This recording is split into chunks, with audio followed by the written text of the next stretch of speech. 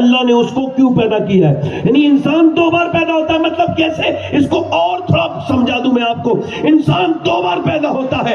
ایک بار پیدا ہوتا ہے تو اس کا نام عمر بن خطاب ہوتا ہے, اور جب وہ جان جائے کیوں پیدا کیا گیا ہے تو پھر وہ فاروق اعظم بن جاتا ہے.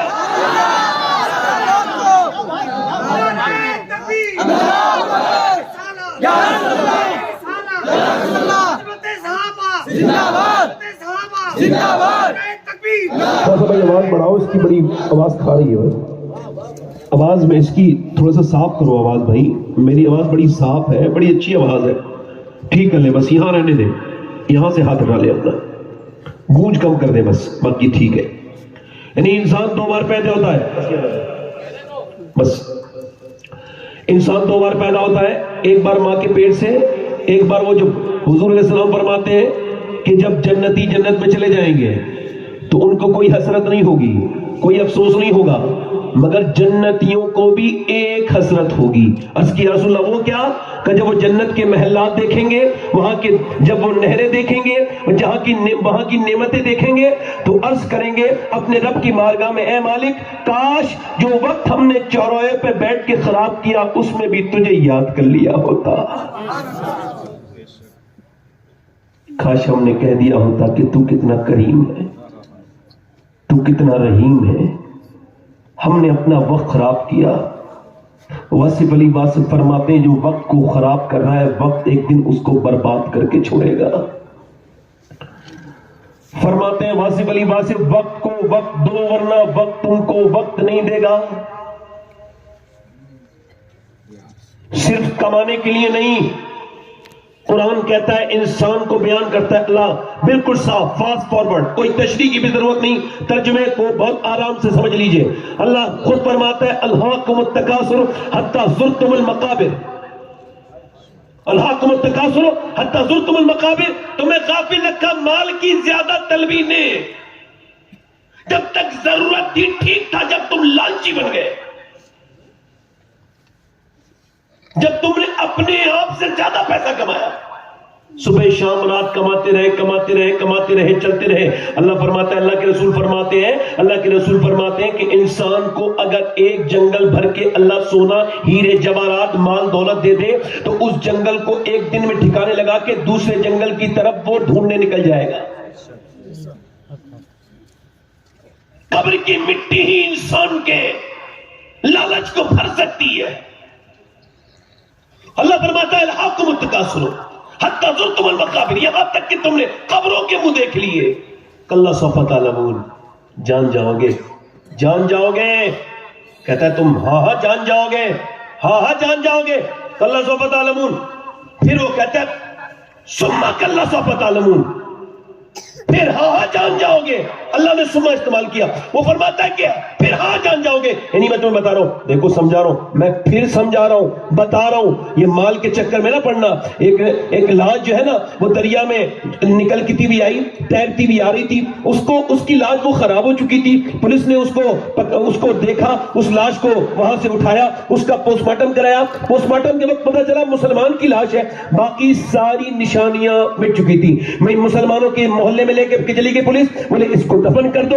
امام صاحب سے کہا گیا اس کو غسل دے دے. ان کا غسل دے دوں گا مگر میرے پاس پیسہ نہیں ہے. تو مسجد میں اعلان ہوا ایک لاوارث لاش ہے, اس کے لیے پیسے دیجئے. کسی نے 5 روپے, کسی نے 10 روپے, کسی نے 20 روپے. 1.5 گھنٹے چندہ ہو کے اس کے تختے آئے, 1.5 گھنٹے سارا کچھ ہوا, اور 1.5 گھنٹے کے بعد جب اس کی نماز جنازہ ہوئی تو کوئی نہیں رویا, کسی کو خبر ہی نہیں کون تھا. اور پھر اس کا جنازہ اٹھا تو قبر میں رکھتے وقت کسی کو کوئی تکلیف نہیں ہے, نہ کسی کی آنکھیں نکل رہی ہیں, نہ کوئی چیخ رہا ہے, نہ کوئی رو رہا ہے. پھر اس کے بعد تختے لگا دیے گئے, دفن کر کے آ گئے. 3 مہینے کے بعد پولیس مسجد کے باہر پھر آئی اور کہنے لگی تم نے ہم نے جس کو لاوارث سمجھ کے دفن کیا تھا وہ 100 بیگھہ باغ کا مالک تھا اور 200 بیگھہ اس کے پاس زمین تھی. اس کے اکاؤنٹ میں 6 کروڑ روپیہ نکلا ہے. اتنا بڑا عیاش تھا کہ جب حقہ پیتا تھا اس کے اندر پانی نہیں ڈالتا تھا بلکہ اس کے اندر دودھ ڈالتا تھا اپنی بھینسوں کا, اس کے بعد پیا کرتا تھا. مگر ہائے رے افسوس, ہائے رے تکلیف, ہائے رے غرور, ہائے رے پیسے کا لالچ.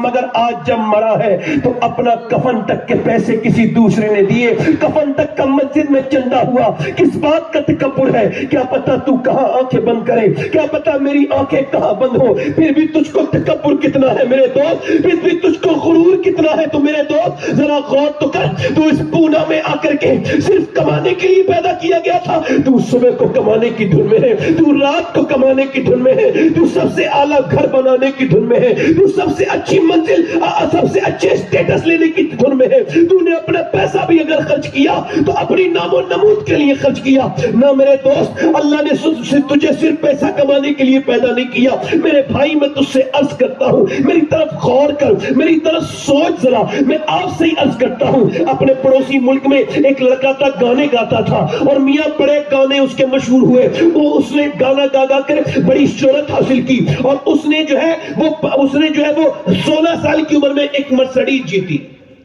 دوسری مرسڈیز جیتی۔ اس نے سارے سنگنگ کمپٹیشن ویریفائی کیے اور وہ ورلڈ ٹور پہ نکل گیا، اور اس نے ایسے گانے گائے کہ اس نے ڈالر میں، اس نے یورو میں، اس نے اتنا پیسہ کمایا کہ اس کے پاس نوکر چاکر، اس کے پاس مرسڈیز BMW گاڑی، ایک شہر میں ایک گھر، دوسرے شہر میں دوسرا گھر۔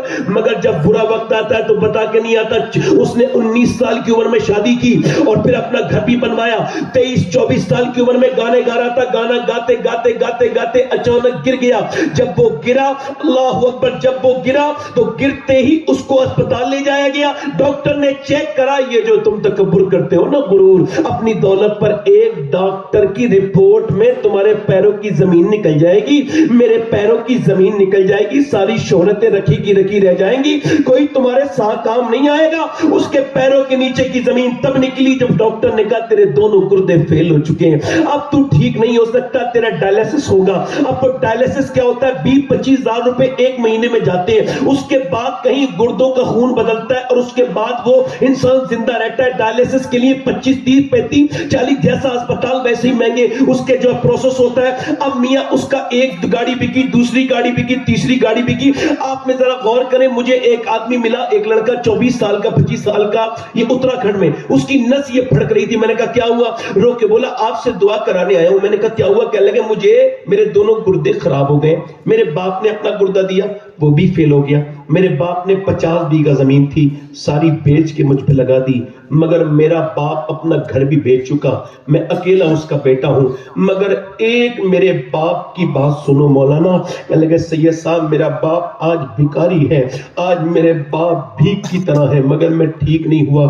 آپ میں سے کتنے لوگ ایسے بیٹھے ہیں یہاں پہ جنہوں نے صرف 2 رکعت نماز پڑھی ہو کہ اے اللہ تیرا شکر ہے میرے گردے خراب نہیں ہیں، میرے گردے ٹھیک ہیں؟ کبھی کہا اے میرے مالک گردے بننا؟ اسپتالوں میں جا کے دیکھو، دلی میں دیکھو، بمبئی کے اسپتالوں میں تو اسپتالوں میں بہت جاتا ہوں، جب بھی دلی کے اسپتالوں کی طرف سے گزرتا ہوں تو ان اسپتالوں کی طرف ہاتھ اٹھا کے کہتا ہوں مالک ان اسپتالوں سے محفوظ رکھنا میرے رب۔ کتنی سخت موت ہے اسپتال میں، ذرا توجہ تو کریں، کبھی غور کریں۔ کبھی آپ نے کہا اللہ تیرا شکر ہے میرے مالک تیرا فضل ہے کہ تو نے مجھ پہ احسان کر دیا، فضل کر دیا، مجھ پہ مہربانی کر دی کہ میرے گردے ٹھیک ہے۔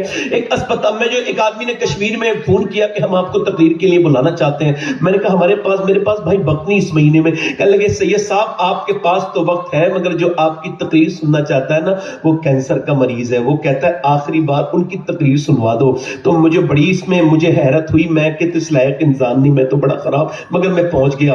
تقریر کر کے میں نے اس سے پوچھا، اس کا نام محمد سلیم تھا، میں نے کہا سلیم بھائی کیا حال ہے؟ کہنے لگے اللہ کا بڑا شکر ہے۔ میں نے کہا میں نے سنا ہے آپ کو کینسر ہے؟ کہنے لگے کینسر سنا ہوا نہیں ہے سید صاحب، مجھے بمبئی ٹاٹا اسپتال نے لکھ کے دیا ہے کہ تجھے کینسر ہے اور 2 مہینے میں تو مر جائے گا۔ میں نے کہا پھر شکر کس بات کا؟ کہ اسی بات کا شکر ہے کہ اللہ کی کتنی بڑی نعمت ہے۔ یہ کچھ لوگوں کو اچانک موت آ جاتی ہے، اٹیک سے، ایکسیڈنٹ سے مر جاتے ہیں، مگر رب کریم کا شکر ہے کہ 2 مہینے پہلے پتا چل گیا کہ مجھے مرنا ہے۔ تو چونکہ میں بہت گنہگار ہوں تو سوچتا ہوں کہ 2 مہینے جب رہوں گا تو ضرور میرا رب مجھے معاف کر دے گا۔ سید صاحب میں نے کینسر کے پہلے بھی نمازیں پڑھی تھی، میں نے کینسر کے پہلے بھی، مگر اب جب کینسر کے بعد نماز پڑھتا ہوں، جب سر اپنا سجدے میں رکھتا ہوں تو آنکھیں ڈبڈبانے لگتی ہیں، مجھ کو لگتا ہے کہ واقعی میں میرا سجدہ اب ہو رہا ہے۔ کہتے ہیں میں اپنے رب کی بارگاہ میں عرض کرتا ہوں مالک 2 مہینے کے بعد قبر میں آنا ہے، میں تو ایک اندھیرے قبر میں بھی، اندھیرے کمرے میں نہیں رہ سکتا، گھبراہٹ ہوتی ہے مالک، مگر جب اوپر سے تختے رکھے جائیں گے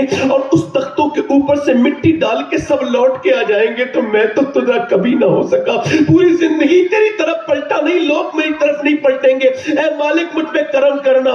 کہتا ہے جب سجدے میں سر رکھتا ہوں, میں نے جب رکھتا ہوں تو آنکھیں ڈب ڈبا جاتی ہیں. اقبال کہتا ہے کبھی سروا سجدہ جو میں ہوا کہیں تو زمین سے آنے لگی صدا, تیرا دل تو صنم آشنا, تجھے کیا ملے گا نماز میں, تجھے کیا ملے گا نماز میں. اللہ اس کی مغفرت کرے, سلیم اس کا انتقال ہو گیا. میں عرض کرتا ہوں کتنے کینسر کے مریض ہیں کہ اسپتال میں ایک بوڑھے کو جو ہے وہ اسپتال میں لایا گیا ہے, اس کو جو ہے آکسیجن لگائی گئی ہے, 1.5 دن میں 90,000 کا بل دیکھ کے بوڑھا رونے لگا ہے. ڈاکٹر نے کہا پیسے زیادہ لگتے ہیں, ہم کچھ کم کر دیں گے. کہا نہیں, اللہ نے اتنا نواز رکھا ہے کہ سارا اسپتال آپ کا خرید سکتا ہوں کھڑے کھڑے. کہا پھر بڑے میاں روتے کیوں؟ کا بس یہی سوچ کے رو رہا ہوں, تیری اس مشین سے آکسیجن کی میں نے 1.5 دن سانس لیا, تو نے 90,000 کا بل بٹھال دیا. 80 سال کا بوڑھا اللہ کی ہواؤں میں سانس لے رہا ہوں. میں نے کبھی سوچا نہیں سانس لینا کتنی بڑی اللہ کی نعمت ہے. میں تو بس ادھر ہی ادھر دوڑتا رہا. شیخ سعدی کہتے ہیں میں نکل کے جا رہا تھا, میرے پاؤں کے جوتے جب ٹوٹ گئے تو پھر چھالے پڑ گئے, گرم زمین تھی, میں نے دعا کی اللہ زخم ہو گئے, چلنے نہیں ملتا, مجھ پہ کرم کر دے, جوتے تو دے دے. کہتے ہیں اگلے موڑ پہ مڑاؤں تو ایک بندہ ہے, اس کے دونوں پاؤں نہیں تھے. سجدے میں گر کے بولا مالک مجھے معاف کر دے, میرے پاس دونوں پاؤں تو ہیں, اس کے پاس پاؤں ہی نہیں ہے. ہم ایسے اس ٹکر میں پڑے کہ اپنے رب کی نعمتوں کو بھول گئے. کبھی سوچا کتنی نعمتیں ہیں. یہ ناک ہے, ناک, اس ناک کے اندر ایک رگ ہے, نیورو اسپیشلسٹ کہتے ہیں اور ENT اسپیشلسٹ کہتے ہیں. نیورو سرجن کہتے ہیں کہ ناک کا یہ رگ, یہ جو دماغ تک جا رہی, اگر یہ بلاک ہو جائے تو خوشبو اور بدبو نہیں آتی انسان کو. اور دنیا کا پورا میڈیکل سائنس مل کر بھی ایک ایسی ناک کی رگ نہیں بنا سکتا جو اللہ نے اربوں انسان کی ناک کے اندر لگائی ہے. نہ کوئی بنا سکتا ہے, وہ دوربین سے بھی باریک ہے, مگر وہ بنانے والا کون؟ رب ہے. میں کہتا ہوں میرا سائنس سے کوئی جھگڑا نہیں ہے بھائی, میرا کوئی جھگڑا نہیں ہے سائنس سے, چونکہ سائنس کتاب تحقیق ہے اور قرآن کتاب تخلیق ہے. سائنس یہ کہتا ہے کہ سورج اتنی دور ہے اور چاند 1.25 لاکھ میل دور ہے. سائنس زمین کی چوڑائی لمبائی بتاتا ہے, مگر سائنس یہ نہیں کہتا زمین اس نے بنائی ہے یا آسمان اس نے بنایا ہے. بلکہ خدائی کے دعوے کرنے والے بھی دنیا میں آئے, مگر کسی نے نہیں کہا زمین میں نے بنائی ہے, آسمان میں نے بنایا ہے, یہ ایک چڑیا بھی میں نے بنائی ہے. وہ میرا رب ہے جو کہتا ہے زمین بھی میں نے بنائی ہے, آسمان بھی میں نے بنایا ہے, شجر بھی میں نے بنایا ہے, حجر بھی میں نے بنایا ہے. سب کچھ میں نہیں بنایا ہے, سب کا بنانے والا وہی رب ہے. مگر کبھی اس کی طرف پلٹ کے نہیں دیکھا, کبھی تو سجدے نہیں کیے, کبھی نہیں کہا اے اللہ تو میرا رب ہے, مجھے پلٹ کے تیری طرف ہی آنا ہے. وقت کہاں ملا, وہ لڑکا موت کے بالکل قریب چلا گیا. وہ اس کا نام گانا گانے والا, بی بی نے روتے دیکھا تو بولے کیا ہوا؟ کہنے لگے کل تک دولت تھی تو کتنے رشتہ دار تھے, دولت چلی گئی رشتہ دار بھی چلے گئے. ہائے ہائے غریب کے تو رشتہ دار بھی کم ہو جاتے ہیں. شہرتیں تھیں تو کتنے لوگ مانتے تھے, مگر آج میرے بھیکاری ہوں, کوئی مجھے پیسے دینے کے لیے تیار نہیں. کبھی اللہ تمہیں دولت دے دے تو تکبر نہ کرنا, غرور نہ کرنا. شہرت دے دے تو انکساری کے ساتھ رہنا, اور اپنی دولت کو اگر اور بڑھانا چاہتے ہو تو مسجد میں جانا اور اپنی ناک رکھنا اور رگڑ کے کہنا مالک میں اس لائق نہیں تھا, مجھے تو اپنی اوقات بھی یاد ہے. اوقات کو میں کہہ رہا ہوں سخت ہے, وقت بند بھول جانا. کون؟ اللہ اکبر. ذرا توجہ کریں اور غور کریں میری بات پر. وہ ایاز کی شکایت ہوئی. ایاز جب سے وزیر بنا ہے اپنے گھر میں کمرے میں اپنے خزانہ جو ہے رکھ رہا ہے. محمود گیا کہ خزانہ ہے؟ کہ نہیں حضور دیکھیے, جب کٹے کھولے تو پھٹے ہوئے کپڑے تھے. کہ یہ کیا ہے؟ کہ جب میں آپ کے دربار میں آیا تھا یہی پھٹے ہوئے کپڑے پہن کے آیا تھا, آپ نے مجھے وزیر بنا